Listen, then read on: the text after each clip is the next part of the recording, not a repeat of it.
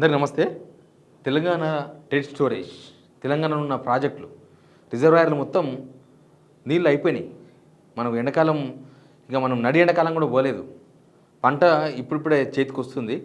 మనకు మే వరకు నీళ్ళు అవసరం, మే ఎండింగ్ వరకు నీళ్ళు అవసరం ఉంటుంది. సాగునీళ్ళు తాగునీళ్ళు రెండో అవసరం ఉంటుంది. యాక్చువల్గా వీళ్ళు కాళేశ్వరం రిపేర్ చేసి అక్కడి నుంచి నీళ్ళు కొట్టినా నీళ్ళు ఉంటాయి. లేకపోతే కాళేశ్వరం బాగు చేయకపోయినా కనీసం ఆ సుందిల దగ్గర నుంచి అన్నారం దగ్గర నుంచి నీళ్లు కొట్టుకొచ్చి ఆ ఎల్లంపల్లికి నింపి మొత్తం నింపినా అది కూడా బాగానే ఉంటుంది. కానీ అది చేయలేదు, ఇది చేయలేదు. వీళ్ళు బింకానికి పోయినారు. కాళేశ్వరం బాగు చేస్తే మనం చేసిన ఆరోపణ మొత్తం తప్పతాయని అటువైపు పోలేదు, దాన్ని అట్లా వదిలేసినారు. తర్వాత చూస్తే ఇప్పుడు ఒక్కొక్క రిజర్వాయర్లో నీళ్లు స్టోరేజ్ కెపాసిటీ లేకపోతే ఇప్పుడున్న నీళ్లు చూస్తే తెలంగాణ డెడ్ స్టోరేజ్. సరే, ముందు లెక్కలతో సహా మాట్లాడదాం. ముందు సబ్స్క్రైబ్ చేయండి, షేర్ కూడా చేయండి. ఒకసారి ఈ స్టోరేజ్ లెక్కలు చూడండి. ఆల్మట్టి 129 టీఎంసీలు ఉంటే 41 టీఎంసీలు. తర్వాత Jurala project, Jurala reservoir 9.66 total capacity ఉంటే సగం నీళ్ళు ఉన్నాయి. తర్వాత శ్రీశైలం మొత్తం పోయింది 215.81 టీఎంసీలు టోటల్ కెపాసిటీ అయితే 43.75 పావు సగం ఉందా, పావు సగం నిలువులు లేవు శ్రీశైలంలో. తర్వాత సాగర్లో సగానికి సగం నీళ్ళు ఉన్నాయి. సింగూరు మొత్తం రిపేర్ అని చెప్పి అట్లా పక్కన పడేసిండ్రు. 29.91 టీఎంసీలకు గాను 7.46 టీఎంసీలు సింగూరు రిపేర్ అని చెప్పి అన్అఫీషియల్ క్రాప్ హాలిడే ప్రకటించారు. సింగూరు కింద రైతులకు చెప్పేసారు, మీరు ఎవరు పంట లేకంటే నీళ్ళు లేవు, రిపేర్ ఉందని. అది పేరు రిపేర్, కానీ నీళ్ళు కూడా లేవు. నీళ్ళు ఎక్కడి నుంచి రావాలి?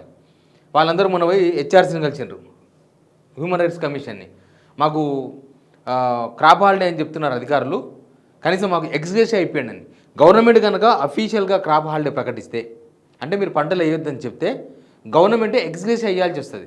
కాబట్టి ఎక్కడ అఫీషియల్గా ప్రకటించరు, అన్అఫీషియల్గా ఎవరో ఆఫీసర్లు వస్తారు, మీరు పంట లేదు, నీళ్ళు లేవు, అది రిపేర్ ఉంది, కాలువలు రిపేర్ ఉన్నాయి, అది రిపేర్ ఉంది, ఏదో చెప్తారు. అట్లే ఇప్పుడు సింగూరు కింద రైతులందరూ కలిసి హెచ్ఆర్సీని కలిసి మాకు నష్టపరిహారం ఇవ్వమని అడిగినారు. నీళ్ళని ఇవ్వండి, నష్టపరిహారం అని చెప్పేసి వాళ్ళ ఆదేశాలు కూడా జారీ చేసినారు.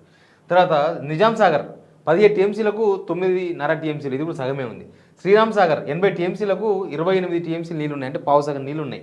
మిడ్ మానేరు 27.55కు 10 టీఎంసీలు నీళ్ళు, ఇది కూడా పావే.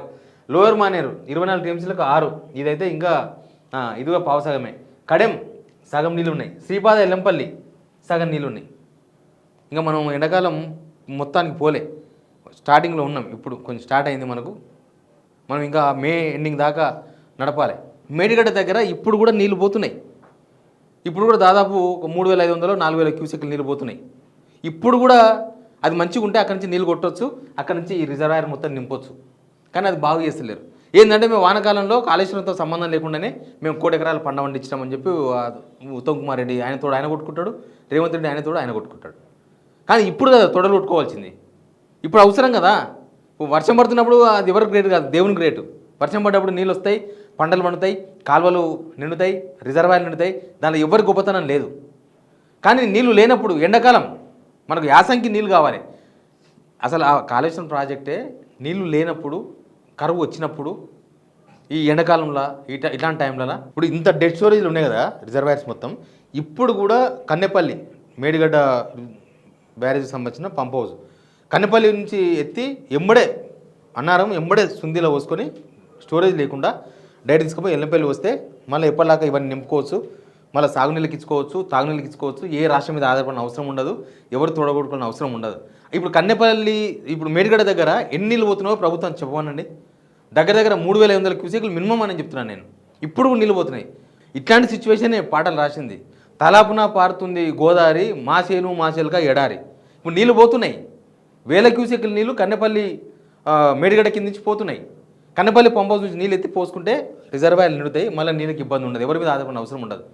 అది కనుక మంచిగా ఉంటే ఈ శ్రీపాద ఎల్లంపల్లి ఇట్లెందుకు ఉంటుంది, సగం నీళ్ళు ఎందుకు ఉంటాయి? మంచిగా 20 టీఎంసీలు నీళ్ళు దీనికి ఎప్పటికప్పుడు ఎల్లంపల్లి కొట్టి ఎల్లంపల్లి నుంచి మిగతా అన్ని రిజర్వాయర్స్ కొట్టుకుంటూ పోతే అన్నిట్లో నీళ్ళు ఉంటాయి. అప్పుడు ఈ సాగునీళ్ళకు తాగునీళ్ళకు అవసరం ఉండదు.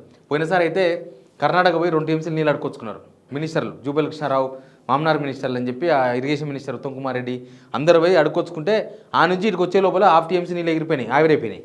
లాస్ట్ 1.5 టీఎంసీ నీళ్ళు వచ్చినాయి ఇడికి. లాస్ట్ సమ్మర్లో. మళ్ళీ ఈ సమ్మర్లో కూడా ఏ రాష్ట్రాన్ని అడుక్కుంటారో వాళ్ళకు కూడా నీళ్ళు లేవు. ఇప్పుడు వాళ్ళ దగ్గర కూడా గడ్డు పరిస్థితే ఉంది. ఇదే సిచ్యువేషన్ కనుక కొనసాగితే హైదరాబాదు, పెద్దపల్లి, మంచిర్యాల టౌన్లో కూడా తాగునీళ్ళు ఇబ్బందులు. అసలు కోర్టులు ఏం చెప్తాయంటే ముందు తాగునీళ్ళు ఇంపార్టెంట్, తర్వాత సాగునీళ్ళు అంట. కానీ సాగునీళ్ళు ఇప్పుడు మనం ఆల్రెడీ పంట కోత దశకు వచ్చింది, అక్కడక్కడ ఇంకా లేటుగా ఇచ్చిన పంటలంతా కూడా పొట్ట దశలు ఉన్నాయి, నీళ్ళు అవసరం ఉంటుంది. ఇప్పుడు ఆ నీళ్ళు కూడా ఖచ్చితంగా ఇవ్వాలి. సాగునీళ్ళు కూడా ఇస్తున్నారంట నీళ్ళు. ఇంకా కొన్ని ఏరియాలో అయితే వారాబందీ పెట్టేసిండ్రు, అంటే సోమవారం మీకు మంగళవారం మాకు అని ఆల్రెడీ వారాబందీ కూడా స్టార్ట్ చేసిండ్రు. ముఖ్యంగా జూరాల గురించి మాట్లాడాలి. దక్షిణ తెలంగాణ జూరాల ఏంది సిచ్యువేషన్, 9.66 టీఎంసీ నీళ్ళకు సగం నీళ్ళు ఉన్నాయి. మొత్తం జూరాలలో సగం నీళ్ళే ఉన్నాయి. ఆ పైన ఉన్న కొన్ని నెట్టెంపాడు లాంటివి ఒక ప్రశ్నార్థకంగా మారిపోయినాయి. ఎందుకంటే జూరాల నీటి మట్టం గణనీయంగా పడిపోతున్న టైంలో జూరాల మీద ఆధారపడిన నెట్టెంపాడు నిర్మించిన రేలపాడు రిజర్వాయర్ ద్వారా సాగునీళ్ళు పోతలేవు, నీళ్ళు లేవు. జూరాల కుడి ఎడమ కాలువల కింద యాసంగి సీజన్ పంటలు చేతికి రావడానికి ఇంకా నెల పడుతుంది, లేట్ చేస్తారు. ఇక్కడ మనకు నల్గొండ జిల్లా తొందరగా వేస్తారు పంటలు, సూర్యాపేట ఏరియాలో తొందరగా 1 మంత్ బిఫోర్ ఉంటాయి, 1 మంత్ ముందే చేతికి వస్తుంది.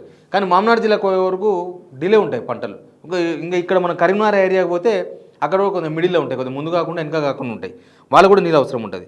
ఇప్పుడు ఈ జూరాల కింద ప్రస్తుతము 50% పొలాలు ఉండగా 50% పొట్టదశలు ఉన్నాయి, అంటే వాళ్ళకి నీళ్ళు అవసరం ఉంది.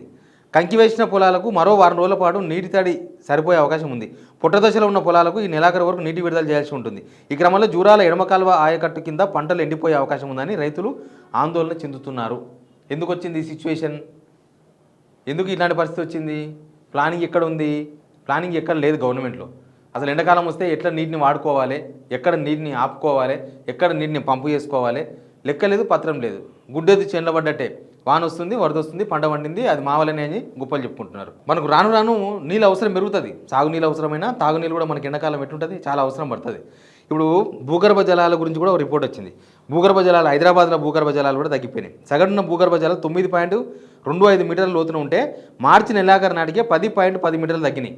అంటే భూగర్భ జలాల వినియోగం అంతకంతకు పెరుగుతుండడమే దీనికి నిదర్శనం అని వాళ్ళు అంటున్నారంట. కానీ కుత్బుల్లాపూర్, కూకట్పల్లి, ఎస్ఆర్ నగర్ ప్రాంతాల్లో భూగర్భ జలాలు 20 మీటర్ల కంటే లోతుపోయినాయంట. మార్చి నెలాఖరికి కుత్బుల్లాపూర్లో 28.01 మీటర్లు, కూకట్పల్లిలో 27, ఎస్ఆర్ నగర్లో 20.46 మీటర్ల భూగర్భ జలాలు లోపలికి పోయినాయి. ఎర్రగడ్డ, చంద్రాయనగుట్ట, మారేడుపల్లి, గుండపోచంపల్లి, చెంగిచెర్ల, జీడిమెట్ల, ఉప్పల్, పటాన్ చెరువు చాలా ప్రాంతాల్లో ఎక్కువ లోతుపోయినాయంట నీళ్ళు. రాజేంద్ర నగర్, ఉప్పల్, కుత్బుల్లాపూర్, మేడిపల్లి, మల్కాజ్గిరి, కాప్రా, ఎస్ఆర్ నగర్, మాసఫ్ ట్యాంక్, బహదూర్పల్లి, తర్వాత దారుషిఫా, ఇందిరా పార్కు, ముషిరాబాద్ ప్రాంతాల నీటి మట్టాలు గత మార్చి కంటే ఈసారి బాగా తగ్గినాయండి. అంటే పోయిన సంవత్సరం కన్నా ఈ సంవత్సరం ఇంకా నీళ్లు బాగా తగ్గినాయని చెప్తున్నారు. మనకి ఏమన్నా 9 మీటర్ల లోపల ఉంటే బెటర్, కానీ ఆల్రెడీ 15 మీటర్లు, 20 మీటర్లు దాటి లోపలికి నీళ్ళు. ఇవన్నీ ఎట్లా మేనేజ్ చేస్తుంది గవర్నమెంట్? ఆ పక్క జలాశయాలేమో మొత్తం ఎండిపోయి ఉన్నాయి, అక్కడి నుంచి నీళ్ళు కొట్టే పరిస్థితి లేదు. ఇక్కడనేమో భూగర్భ జలాలు మొత్తం లోపలికి పోతున్నాయి. రేపు ఎల్లంపల్లి పరిస్థితి ఏం బాగలేదు. అసలు అంతకన్నా పెద్ద బ్రేకింగ్ న్యూస్ ఏంటంటే ఐఎండి, భారతదేశ వాతావరణ శాఖ వాళ్ళు ఒక రిపోర్ట్ ఇచ్చిండ్రు.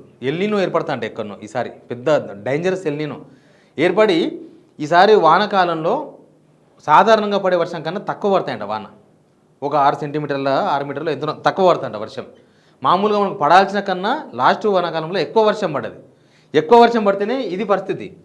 ఇప్పుడు తక్కువ వర్షం పడితే అసలు వానకాలంలో నీళ్ళు ఎడికెళ్ళి వస్తాయి, వానకాలం కూడా దొరకవు నీళ్ళు. అప్పుడు తక్కువ వాన పడితే ఇక్కడ రిజర్వాయర్లు నిండవు, చెరువులు నిండవు, భూగర్భ జలాలు అంతంతే ఉంటాయి. అసలు ఇప్పుడు తెలుస్తుందేమో కాళేశ్వరం వాల్యూ వీళ్ళకి ఏమన్నా. మన తెలంగాణ తెచ్చుకుందే నీళ్ళ కోసమే, సింపుల్. ఇంకా వేరే తర్వాత ఫస్ట్ నీళ్ళు. మనం ఆ నీళ్ళ విషయంలోనే ఈ పట్టింపులకు పోతే, ఆ నీళ్ళ విషయంలోనే మనం రాజకీయాలు చేస్తే లాస్ట్కి ఏం జరుగుతుంది? ఇది జరుగుతుంది. ఇప్పుడు రేవంత్ రెడ్డి ఎక్కడి నుంచి తీసుకొచ్చి రిజర్వాయర్లు నింపుతాడు, లేకపోతే ఉత్తమ్ కుమార్ రెడ్డి ఎక్కడి నుంచి నీళ్ళు పట్టుకొచ్చి రిజర్వాయర్లు నింపుతాడు.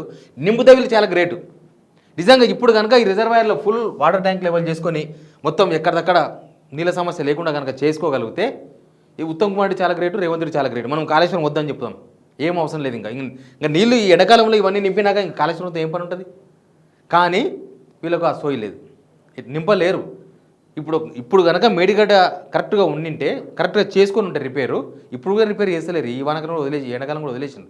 చేసుకుంటే కనీసం వచ్చే ఎండాకాలం అయినా మనం ఇప్పుడు నీళ్ళు పోతున్నాయి. ఒక 3500 క్యూసెక్ల నీళ్ళు పోతున్నాయి ఇప్పుడు కూడా మేడిగడ్డ కిందికి వెళ్ళి. ఆ నీళ్ళు కొట్టుకుంటే చాలు మనకు మస్తు. Please subscribe.